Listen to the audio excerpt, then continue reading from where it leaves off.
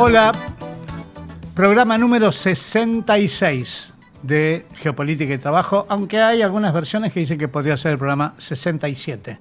Bueno, lo investigaremos. Acá, como siempre, yo soy Pepe Robles, como siempre con Rubén Cortina, como siempre con Daniel Martín, ahí en los controles, que está saludando, y por supuesto, allá arriba en la torre, mirándonos y supervisándonos, Alejandra Piaggi. En el mangrullo. En el mangrullo, revisando todo. Hola, Rubén. ¿Qué tal? ¿Cómo andamos? Muy bien. Horas aciagas. Horas aciagas para la clase obrera argentina. Y para la clase media. Para la clase media trabajadora, como le decimos nosotros en el instituto, que es el último tramo teórico último tramo del debate sobre esta bendita intento de modernización, según el proyecto del gobierno de relaciones del trabajo. Porque de eso trata el programa de hoy. Sí, y de todos hasta que sepamos qué va a pasar en febrero. Los trabajadores y las trabajadoras argentinas amenazados por la ley de Milei, por la segunda reforma laboral. Recordemos que Milei ya hizo una reforma laboral el año pasado y esta sería la segunda reforma laboral que intenta, y por lo tanto ya también hay algunos resultados de la primera reforma laboral que permitiría saber hacia dónde está yendo. Y la amenaza que hay sobre la organización sindical, que es muy clara y que apunta a desfinanciarlo. Ese es el tema que trataríamos hoy. Exactamente.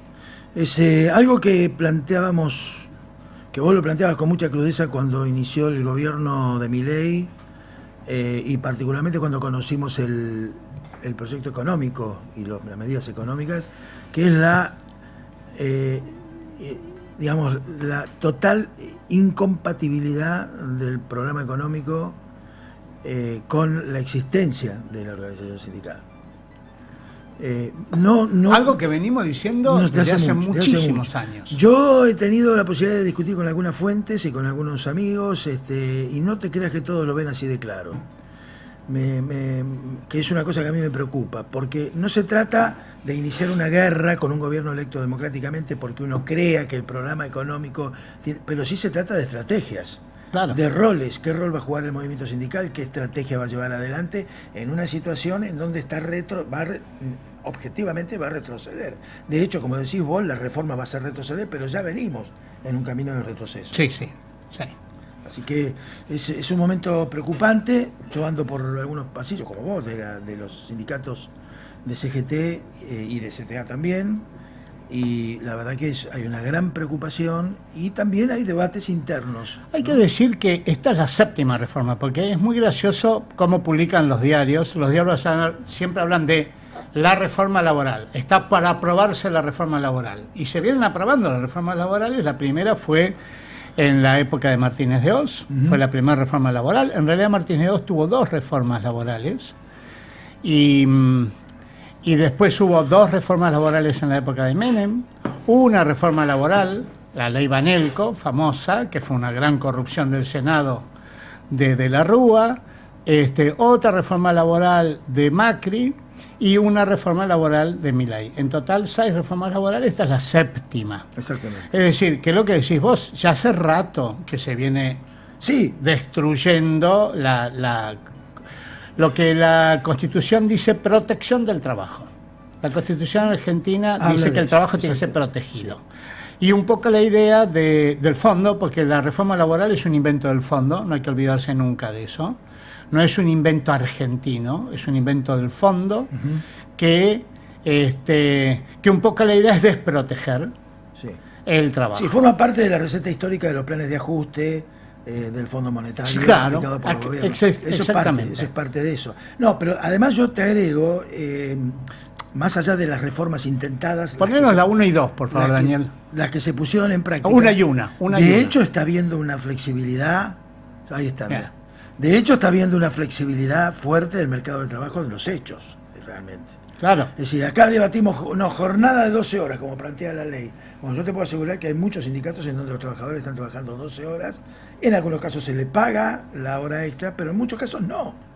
decir, hay un gran, por otra parte, hay un gran desconocimiento. Hay bancos de horas Bancos en de la horas, práctica claro, que se van claro, cambiando. exacto. Entonces, se ha venido precarizando el mercado de trabajo argentino en los últimos años, a contrario sensu de lo que debería ser en presencia de un sistema democrático, participativo, con partidos políticos, con gobiernos progresistas que pasan por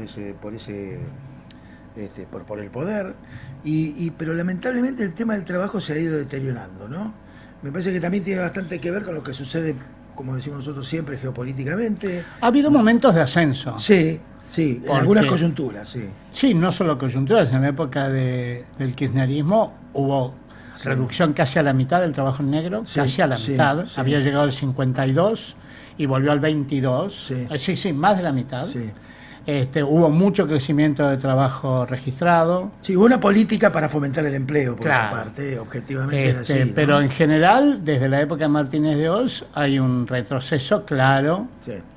Y también hay un cambio, ¿no? Hay un cambio en las clases trabajadoras, en las empresas, en fin, hay toda una gran transformación que está habiendo en el mundo, ¿no?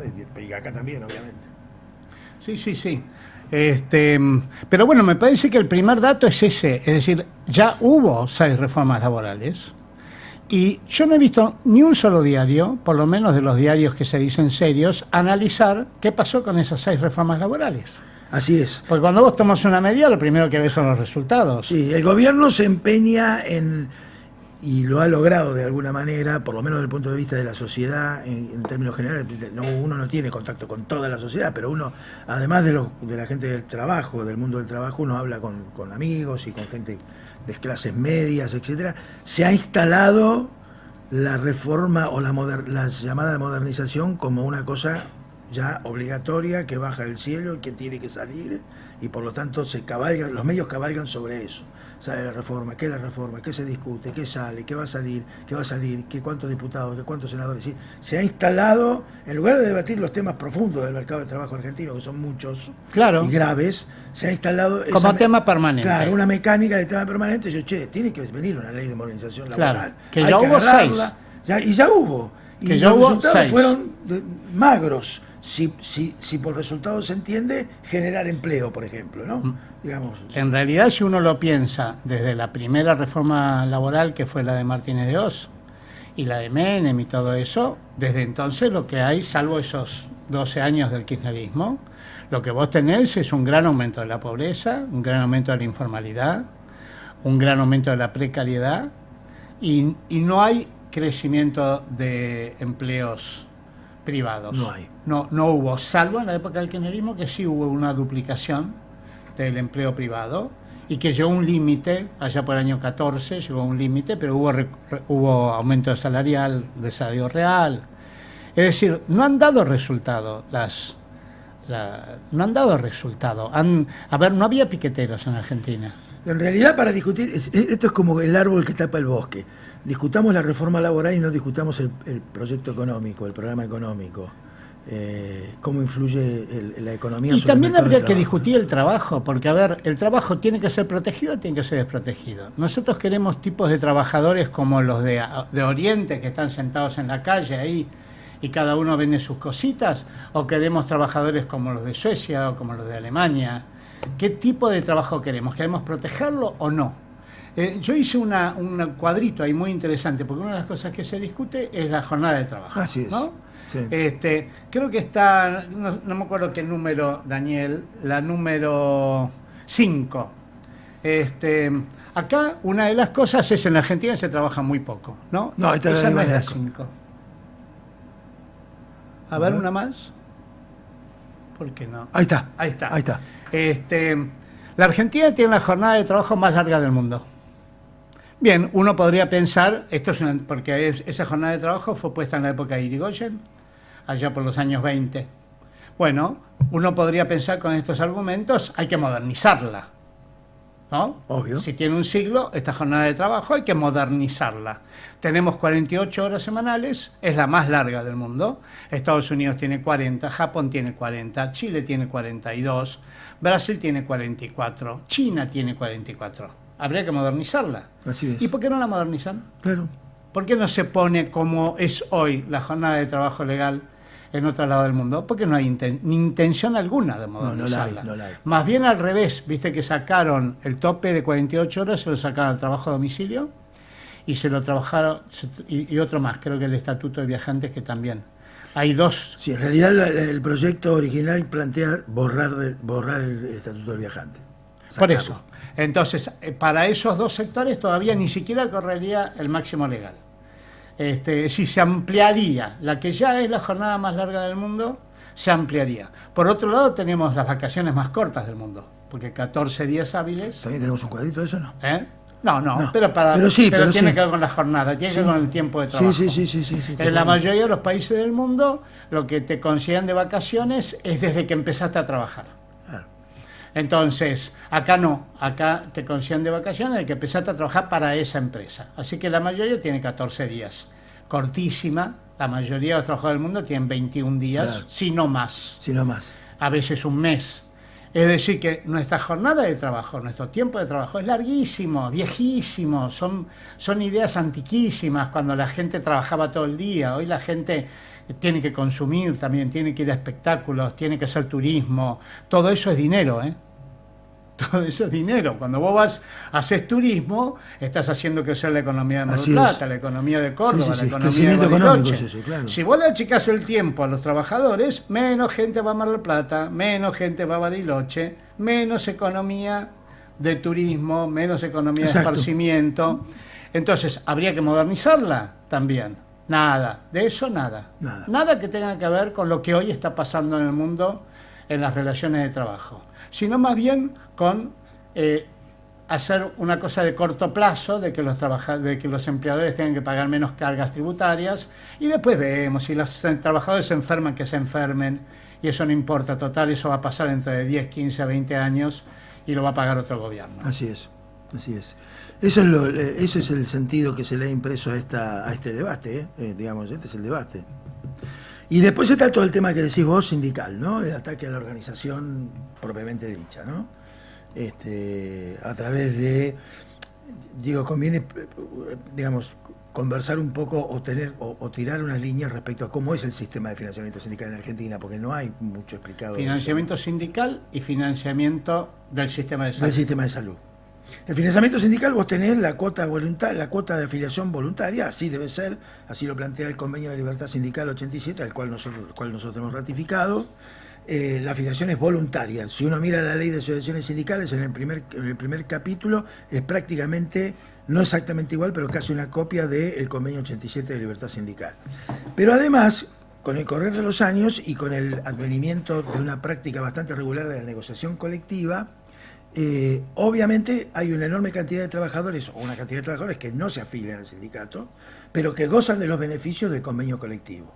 Es decir, el sindicato administra el convenio colectivo y otorga una serie de beneficios a través del convenio colectivo que lo pueden gozar no solamente los afiliados, que lo tienen que gozar, sino también los no afiliados. Esa es una cuota que se establece por convenio. Cuota convencional. Es una cuota convencional que se establece por convenio. La retiene el empleador y la deposita en la cuenta del sindicato. Bueno, lo que está planteando el proyecto de ley es que esa cuota o no exista más, o si existe no haya retención por parte de la empresa, y además invierte la carga del rechazo. Es decir, en lugar de abarcar a todos los trabajadores y que los trabajadores digan no, yo no quiero pagar, lo que dice es los trabajadores tienen que voluntariamente decir que adhieren uno por uno. Uno por uno. Es como si yo te dijera, te voy a poner un ejemplo muy burdo, pero es como si yo te dijera, ¿querés pagar impuestos? Claro. Es decir, ¿querés pagar impuestos? Uno por uno. La inmensa mayoría te va a decir que no, esta es la realidad, te va a decir no quiero pagar impuestos. Y acá va a pasar exactamente lo mismo, con lo cual... No solo impuestos, todos esos préstamos que te dan los bancos, claro, que te lo descuentan directamente del salario, claro, también podrían preguntarle uno por uno, ¿querés pagar la cuota este mes? Si no la querés pagar, no te la pueden descontar. Bueno, ese es el sistema de recaudación que tiene una organización sindical. Yo le voy a dar un ejemplo muy concreto, 2 elementos del convenio 130/75 de empleados de comercio. Si vos a un salario de 1 millón de pesos, la cuota sindical solidaria son 20.000 pesos y vos decidís no pagar, estás perdiendo un equivalente a 200.000 pesos. porque vos perdés el 8.33 de presentismo, perdés el 1% de antigüedad por año, perdés los aumentos convencionales y una serie de cosas que tienen, perdés la cantidad de días por estudio que se duplican en relación a la ley de contratos de trabajo y una serie de cosas más que si vos no te afiliás, lo perdés. Además de producir una mayor heterogeneización de los trabajadores de un mismo local. Igual fíjate que pícara la ley, porque la ley no dice que vos tenés que decir explícitamente que adherís al convenio colectivo. Sí, no, claro. La ley dice, a vos se te va a aplicar el convenio colectivo, pero si querés no pagás nada por eso.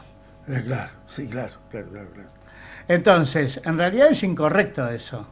Si vos vas a un régimen tan individualista, donde los convenios colectivos se aplican solo a las personas que adhieren al convenio colectivo y por lo tanto pagan una cuota adicional por eso, eso es una. Entonces yo tengo beneficios, pero pago una partecita por esos beneficios. Exacto. O no tengo beneficios y tampoco pago cuota.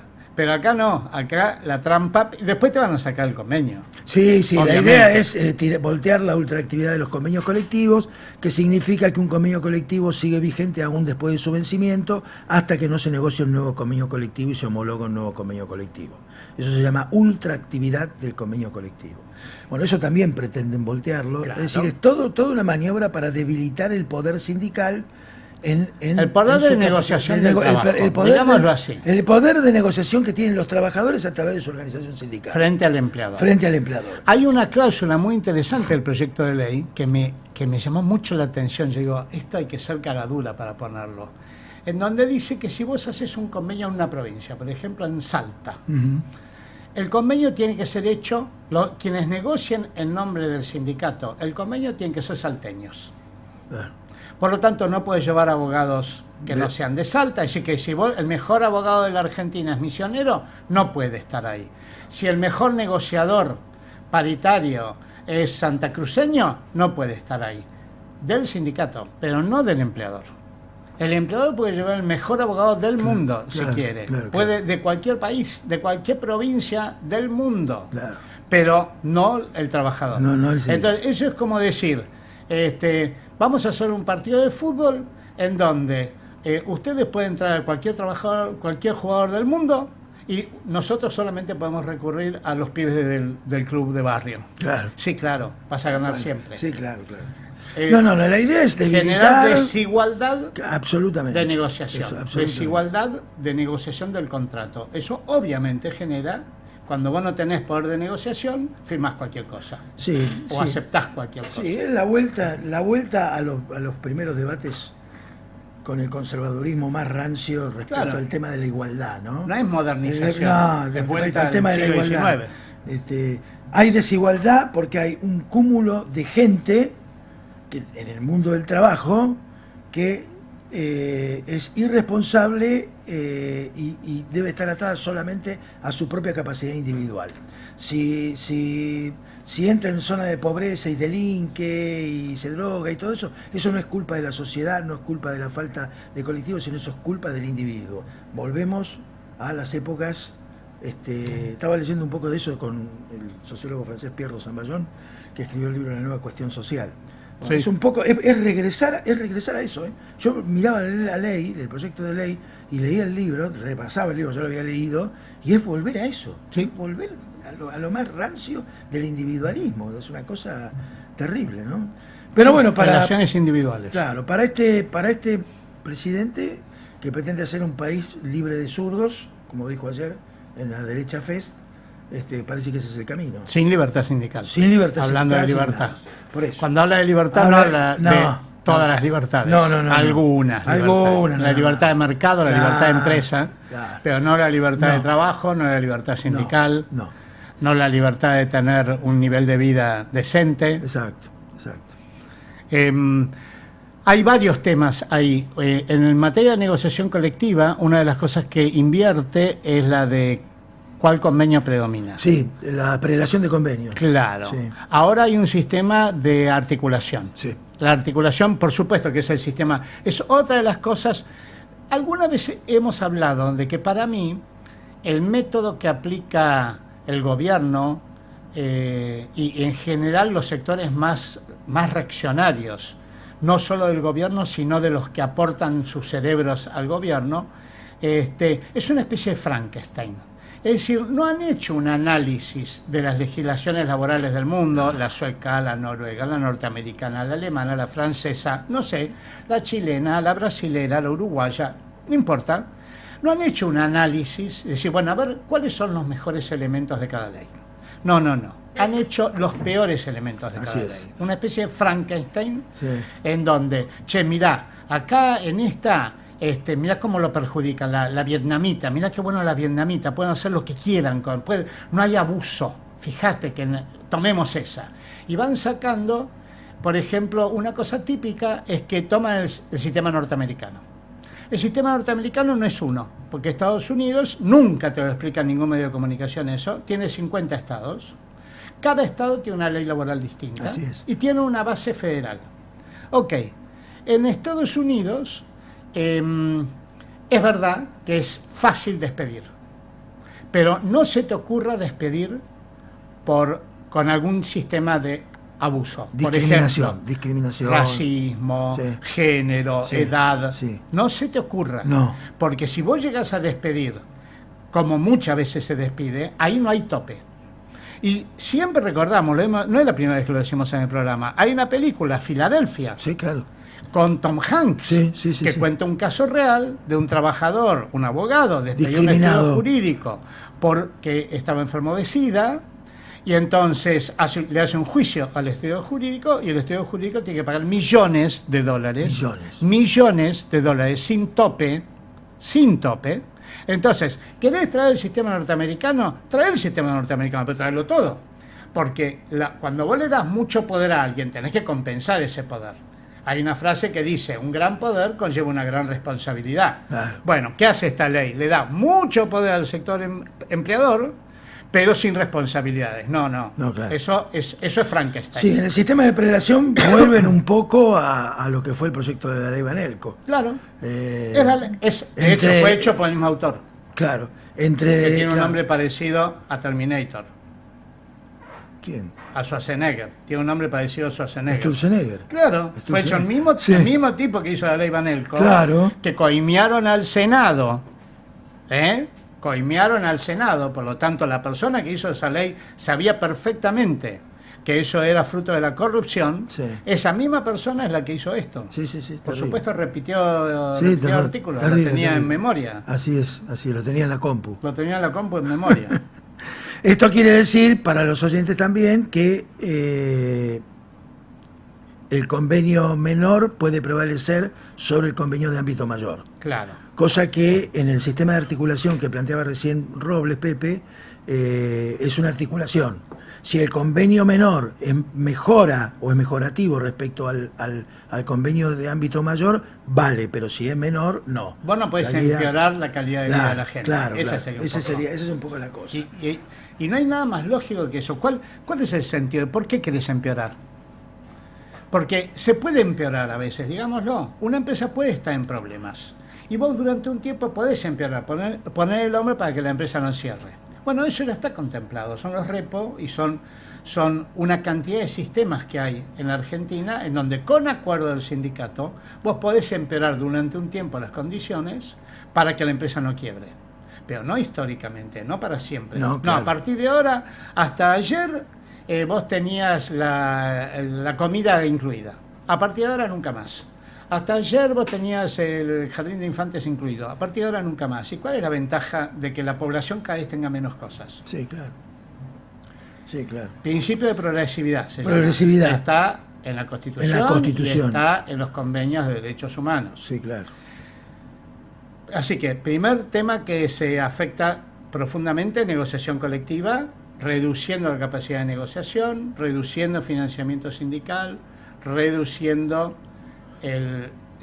que yo pueda, si tengo en algún lugar, en una provincia, tengo una forma de empeorar las condiciones de trabajo en esa provincia, que lo pueda hacer. Sí. Bueno, después está también la caída de ciertos aspectos vinculados a la representación en el lugar de trabajo. Bueno, vamos ahí. La limitación de cantidad de delegados. Vamos ahí. En Argentina, una empresa con 10 trabajadores tiene un delegado, a partir de los 50 tiene un delegado más, y a partir de los 100, cada 100 tiene otro delegado. Bueno, lo que está planteando la ley es los delegados empezarían a cortar recién a partir de los 50. Sí, dicen. No vi que está la Yo ley tampoco lo vi, eso. pero sí, pero chica, y me parece que están planteando Sí. 50. Acá por lo lo que que hay- pude hablar con alguna fuente. En sí. este proyecto lo que está es que te van a descontar plata si vas a la asamblea. Exactamente. Sí, si la asamblea se hace en horario de trabajo, te descuentan plata. Te van a descontar Sí, plata. sí. Lo cual, volvemos a lo mismo. Es decir, piensa el trabajo como solamente un fenómeno económico, pero no como un fenómeno social. Es decir, no piensa el trabajo como una totalidad, donde quien está ahí es una persona, un ser humano, que tiene dignidad, que tiene derechos, sino como una mera máquina. Sí, la economía como clásica. si vos desconectaras claro, la máquina. Claro, la economía clásica te lo define claramente. La economía clásica, ¿qué te dice respecto al mercado de trabajo? Lo que pasa con los trabajadores son externalidades. Claro. Son externalidades. Ahora, Está volvemos- fuera. La economía tiene que tener una racionalidad. La racionalidad económica está por encima de la justicia social. Ahora, yo quisiera saber, el gerente de recursos humanos o el directorio, si discute sobre el sindicato, ¿también le descuentan salarios? Claro. Claro. Porque, en teoría, si vos vas a estar hablando de cuestiones que no son producción, Sí.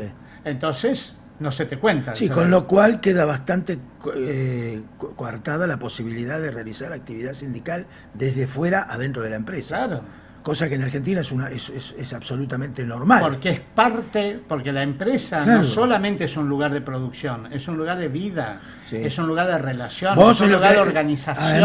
Además, Pepe, hay una cosa que es importante tenerla en cuenta para nosotros que practicamos la acción sindical.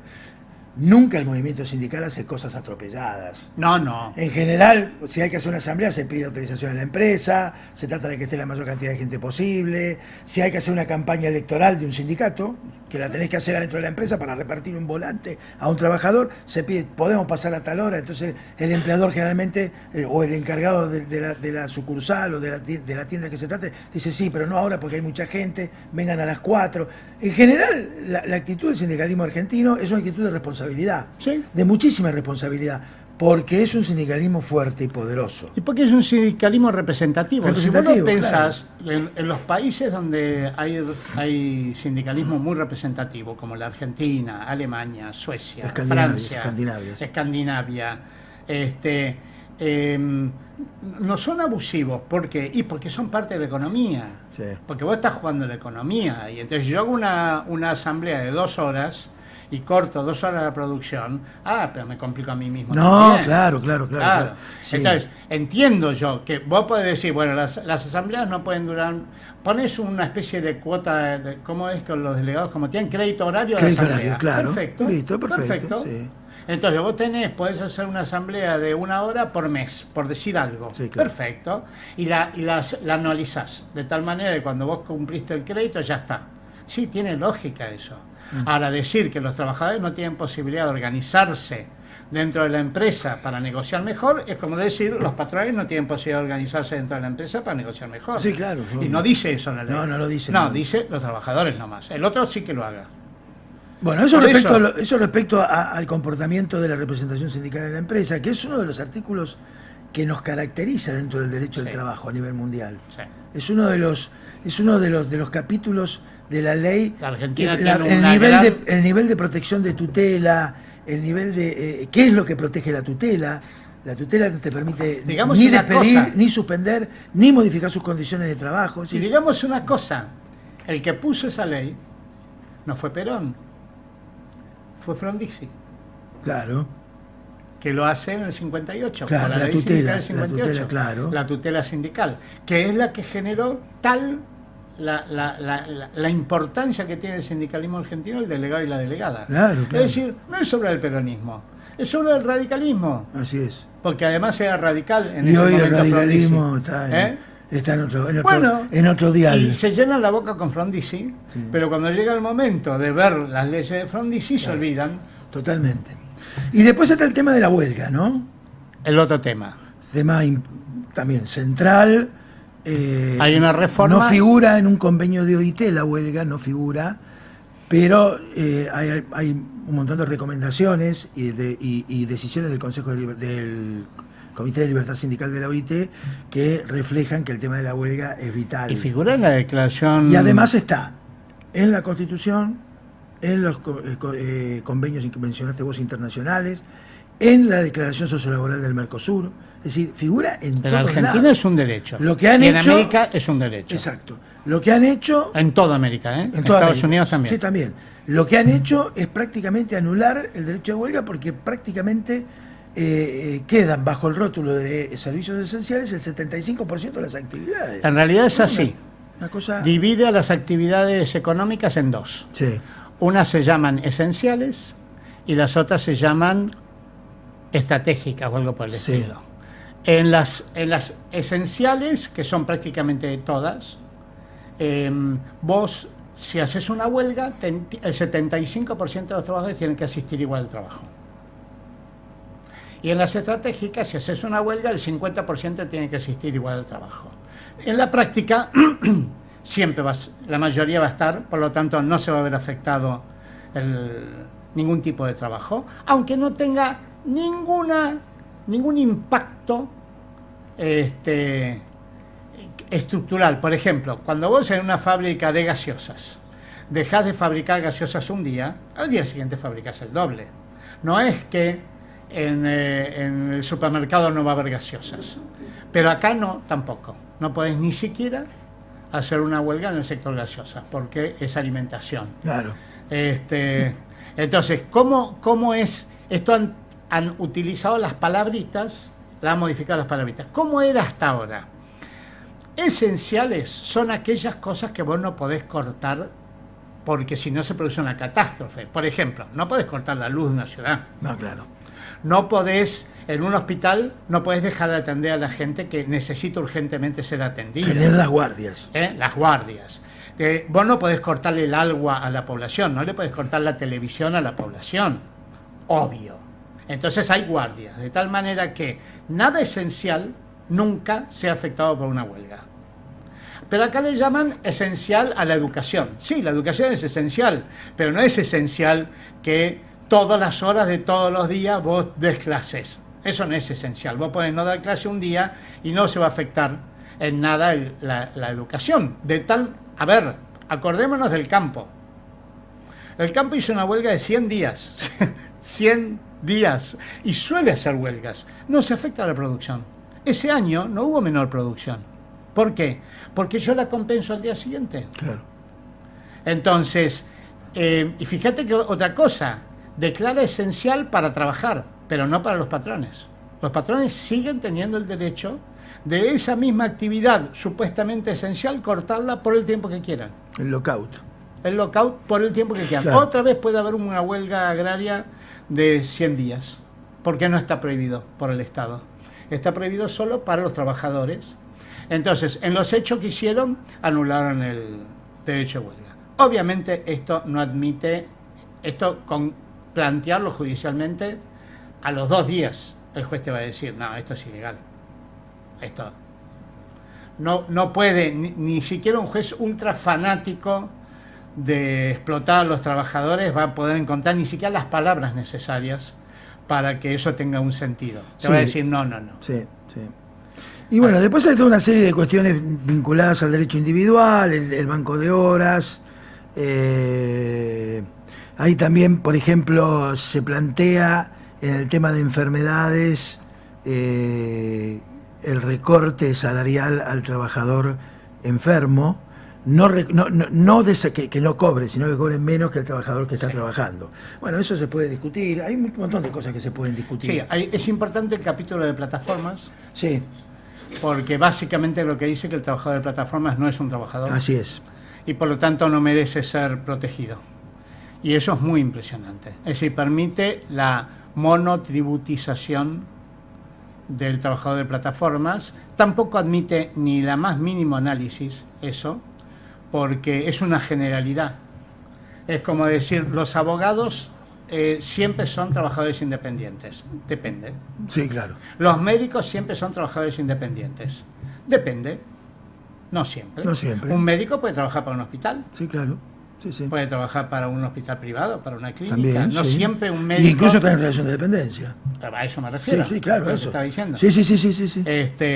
Entonces, un trabajador de plataformas, por supuesto que puede ser un trabajador independiente, pero cuando ese trabajador de plataformas tiene una cantidad de condiciones que cumplir y si no las cumple es sancionado, obviamente no es un trabajador.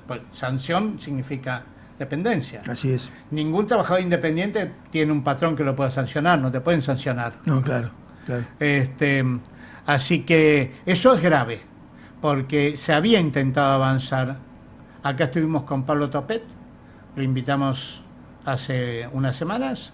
Pablo había sido uno de los autores de un proyecto de uno de los proyectos y hablamos de este tema. Y también estuvimos con Otaviano. Sí, con Juan Manuel, sí. Que también habíamos... Se especializa en el tema de plataformas. Sí. Sí. Así que esto es un gran retroceso, sobre todo en uno de los ámbitos donde hay mayor crecimiento del empleo en los últimos años, por las redes sociales, sí, y las compras electrónicas y todas esas. Eso es grave también. Muy grave, muy grave. Porque borra la posibilidad de trabajar consensuadamente un proyecto. Digamos, es decir, está bien, las plataformas tienen ciertas particularidades y especificidades. Y hay que hablarlo. Pero eso no es un motivo para no regular. Para algo que tenés que regular. Esto borra totalmente la posibilidad Porque de regular. si uno lo piensa, a ver, está lleno de campos de trabajo extraños, que no son típicos. Los actores, las actrices, las personas que trabajan como viajantes de comercio, las personas que trabajan como periodistas y que tienen múltiples patrones, porque prestan sus servicios para varias agencias de... Bueno, hay cualquier cantidad de eso. ¿Qué se hace en esos casos? Se analiza y se llega a un acuerdo para que en esos casos tan peculiares haya justicia. Pero vos no podés dejar librado, como es raro, como el trabajo es raro, dejémoslo librado al poder del patrón. Sí. Bueno, el es el espíritu del proyecto. Poder puro del patrón es esclavitud. Ah, sí, totalmente. Poder puro del patrón es esclavitud. Y hay una cosa muy estudiada a nivel mundial, que es cuando hay lugares de poder puro del patrón, aunque las leyes sean modernas, vas a tener muchos elementos del siglo XVI, por ejemplo el abuso sexual. Claro. En esos lugares donde el patrón tiene mucho poder, es muy común el abuso sexual del patrón sobre las empleadas. Entonces, ojo que esos elementos vos también lo estás dejando crecer, ¿eh? Al darle tanto poder, porque no todos los patrones son buenos, como no todos los trabajadores son buenos. Si vos le das mucho poder a una persona y no le estableces ningún tipo de responsabilidad, te lo va a usar algunas personas, no todas, pero algunas personas te lo van a usar y no vas a tener sanción para eso. Sí, estamos camino a una situación esclavizante en términos generales, ¿no? No digo que tenga que ver directamente, pero baja de la imputabilidad para menores de 13 años. Vamos a una sociedad carcelaria directamente, ¿no? Una cosa que es lo que se va a discutir también ahora en extraordinaria, ¿no? Claro. Una cosa de terror. Me parece que tiran 13 años para negociar un poco más, pero igual, ya tirarlo es una forma de pensamiento, expresa una forma de pensamiento, ¿no? Sí. Bueno, y hay otras normas individuales. Está el tema de los juicios. El tema de la indexación de los juicios también es una trampa. Lo explica muy bien en una cosa de YouTube Palazzo, el diputado Palazzo, el secretario general de la bancaria. Digamos que hay, lo dice con todas las letras, el que prueba eso es un caradura. Sí, contemos lo que es. Lo que establece es un sistema de actualización de los juicios que no usa la regla general. Por ejemplo, si vos dejás de pagar un cheque de 1.000, después tenés que actualizarlo por inflación. Correcto. Por ejemplo, y un poco más. Por inflación y un poco más, un 8% más. Bueno, esa regla que es para todos los casos, para casos de accidentes, de autos, para casos de incumplimiento, que no pagaste la luz o que no pagaste los impuestos, eso no se aplica para los trabajadores. Al patrón que incumple pagarle al trabajador, ya no tiene que pagar tanto, como si no dejara de pagar un cheque o como si dejara de pagar el seguro. Acá le puede pagar menos. Es decir, establece dos niveles de ciudadano. en materia de derechos. A los trabajadores podés pagar menos cuando no le cumplís lo que le tenés que pagar, y en cambio a los seguros o al Estado o a le tenés que pagar lo que corresponde. Sí, diferencia del derecho laboral del derecho patrimonial, digamos, ¿no? En alguna medida, ¿no? Claro. Es una cosa... Bueno, eso también... Por supuesto invita a no cumplir. Sí, correcto. Porque si yo tengo que pagar la deuda que tengo con el banco y tengo que pagar 100, sí, y tengo una deuda con un trabajador en el que tengo que pagar 50 y dejo de pagar la deuda con el banco. Ah, claro, sí, seguro. Total, pago la mitad. Sí, seguro. Entonces van a incumplir. Esto, por supuesto, es una forma de invitar a incumplir. Sí, acá lo que es un proyecto que castiga a la gente de trabajo. Claro. Es un proyecto que castiga a la gente de trabajo. Claro, que sea una especie de ajuste. Si necesitas plata, sacarle al trabajador. Sería un poco la... Bueno, y después te convendría también ver, no sé qué venía ahora vos, Pepe, pero convendría ver un poco el contexto político, ¿no? Del proyecto de reforma, ¿no? De este proyecto de reforma, en donde claramente en el inicio... tema de la clase media. Sí, bueno, sí. No, te iba a decir que en el inicio del proceso el gobierno fue con todo el ímpetu de querer sacar el dictamen y tratarlo en el plenario del Senado. Ahora, segundo. Sí, al principio. En diciembre. Ese fue, claro, en diciembre. No a principio del gobierno. Sí, no, en diciembre, perdón, sí. No fue el mes así. Pasado. Sí, no fue así, tuvieron que posponer el tratamiento del despacho aprobado recién ahora pusieron 10 de febrero, si no me equivoco. 10 y 12. Sí, 10 y 12. Hay algunas fuentes que me han dicho que se va a retrasar, que va a ser después del 10 o del 12. Obviamente depende del poroteo con gobernadores, senadores, eventuales conversaciones no formales con algún sector del sindicalismo, cosa que no tengo ninguna información al respecto. Al contrario, la información que manejamos es que están los canales cortados. No hay un análisis por parte del movimiento sindical respecto a quiénes son los factores dentro del Poder Ejecutivo que juegan un rol en este tema, pero eso no quiere decir que se converse con alguno. Así que está todo puesto, te diría... Que eso no había pasado la vez pasada. Es decir, hay mucha preocupación con esta reforma porque la vez pasada hubo negociaciones y hubo conversaciones, y esas conversaciones y esas negociaciones se vieron reflejadas en la primera reforma laboral de este gobierno. Ahora no está pasando eso. Quiere decir que hay mucha preocupación porque la letra que se está conformando es una letra que no tiene ningún tipo de participación sindical ni del sector trabajador. Así es. Todo empresarial, sería todo político. Así que, bueno, eso es muy preocupante, como recién manifestabas.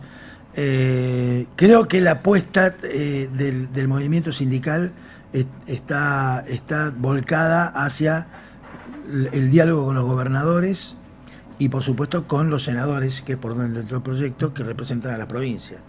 Bueno, ahí uno no puede hacer, no hay bola de cristal aquí, pero la situación está complicada. Es cierto que el proyecto de ley aprobado, el proyecto de ley tal cual está, implicaría un golpe duro al tema de coparticipación federal, porque achicaría el monto de participación federal hacia las provincias.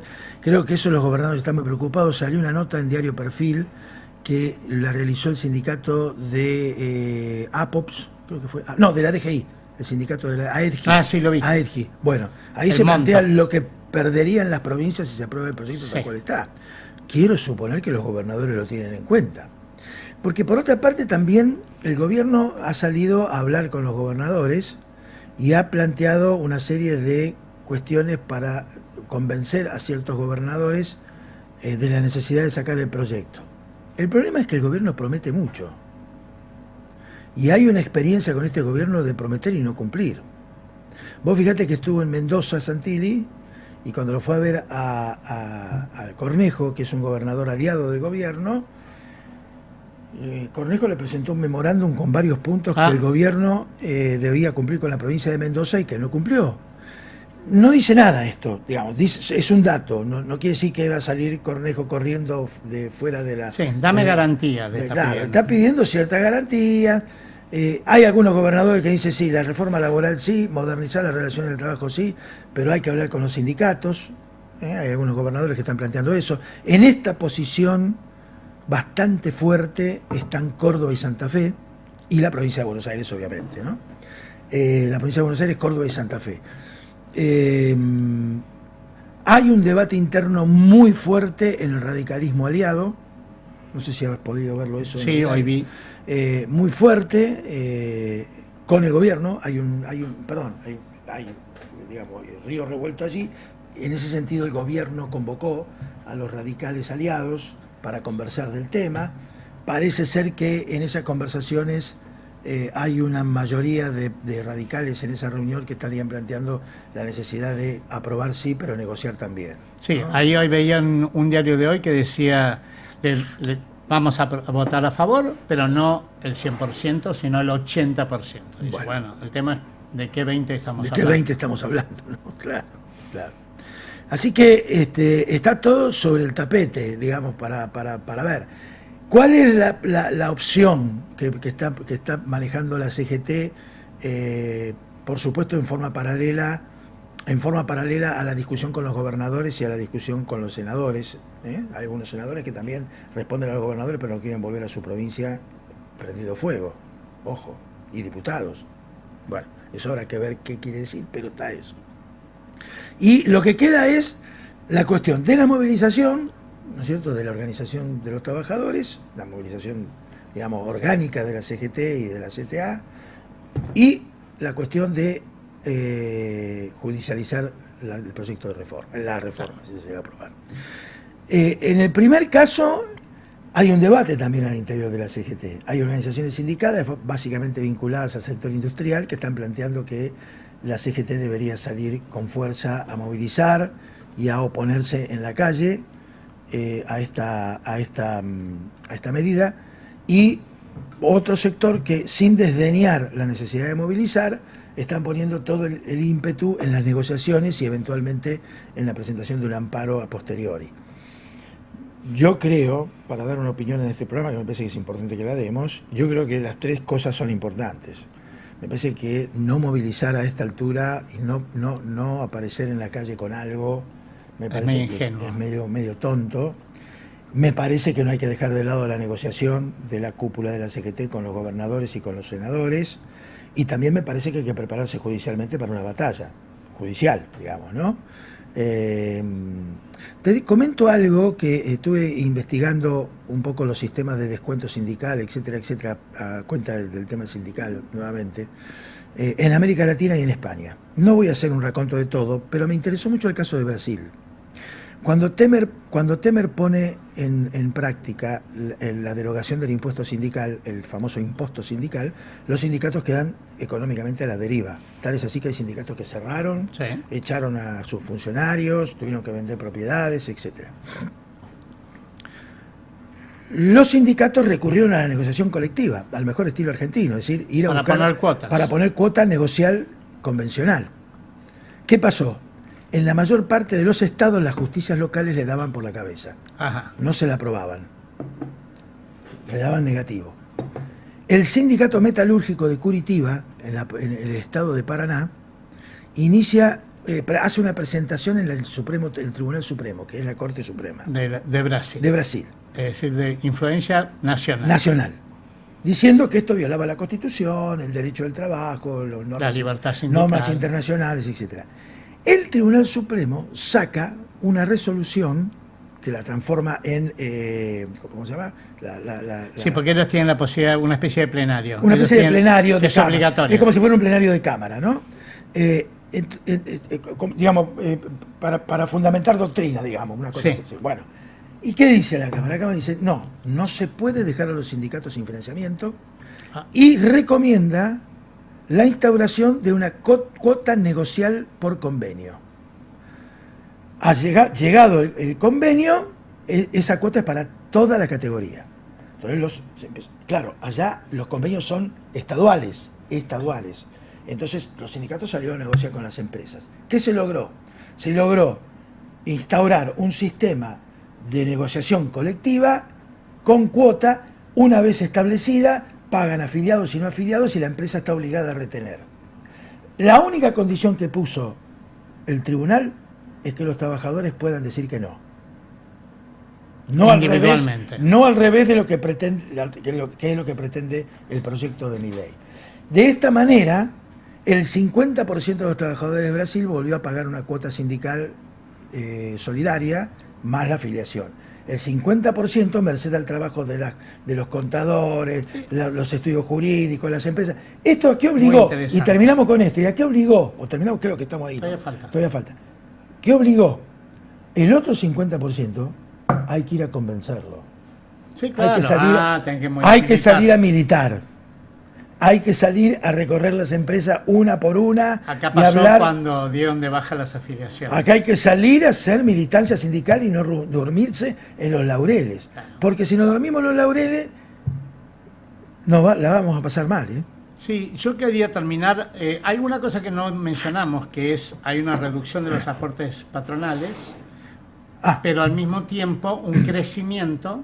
En realidad no hay una reducción de los aportes patronales, sino un desplazamiento para formar un fondo de desempleo. El fondo de desempleo va a ser usado para despedir masivamente. Exactamente, con la plata de los jubilados. Claro, con la plata de los jubilados. Así que los jubilados van a recibir un 3% menos, pero los empleadores van a tener un 3% más para despedir gente. Por lo tanto, y va a ser gratis despedir porque ahora te lo va a financiar el Estado. Por lo tanto, viene una gran ola de despidos, porque a partir, si se sanciona esta ley, se llama FAL, como la fusil ametralladora. Sí. Si esto se aprueba, va a haber una ola de despidos gratuitos, porque los empleadores van a estar financiados por el Estado te va a pagar con la tuya. Y contratar trabajadores con la nueva normativa. Con la nueva normativa, que básicamente es monotributista. Todo va hacia el monotributismo. Sí. Así que para ir terminando, que era un poco también ese mensaje que siempre damos, en gran medida esta reforma apunta a terminar con lo que queda de la clase media, porque no nos olvidemos que la clase media grande, la que no son profesionales, la que no son comerciantes, sino los que son trabajadores, es fruto de los sindicatos y de los convenios colectivos. Exactamente. Entonces, apunta a reducir la clase media de los trabajadores, que la gente que son trabajadores no pertenezca más y a con todo el respeto que nos merecen nuestros hermanos de América Latina, a latinoamericanizar. Sí, o africanizar. Está creciendo. Africanizar las relaciones del trabajo. Porque en América Latina está creciendo la protección sindical. Que nos vamos a parecer más a África que a América Latina. Sí, el gobierno marcha hacia la monotributización, como decís vos, y en el campo de la salud, que no tuvimos tiempo de profundizar, pero lo podemos volver la semana que viene, es al seguro de salud. Sí. Eliminación de las obras sociales sindicales, seguro de salud. Sí. Así que bueno. Panorama bastante negro. Hablando del negro cortino. Hablando del negro cortino. Bueno. Así que, bueno. Nos vamos con un halo importante de preocupación acá con Pepe, después de tantísimos años de trabajar los temas del trabajo en el instituto, con Julio Godio y con una enorme cantidad de compañeros. Y siempre al lado de las organizaciones sindicales nos vamos con una gran preocupación por esto. No se puede trabajar los temas del mundo del trabajo sin concertación política, económica y social. No se puede. Es un tema, no se trata de una carrera de autos, no se trata del mercado inmobiliario, no se trata del mercado de autos, se trata del mercado de trabajo, el mundo del trabajo donde hay seres humanos. Así que lo vamos a seguir trabajando este tema con obviamente los temas de geopolítica que también hierven. Bueno. Sí, eso también. Lástima que no tenemos una hora más. Nos vemos la semana que viene. La semana que viene. Un abrazo a todos, todas.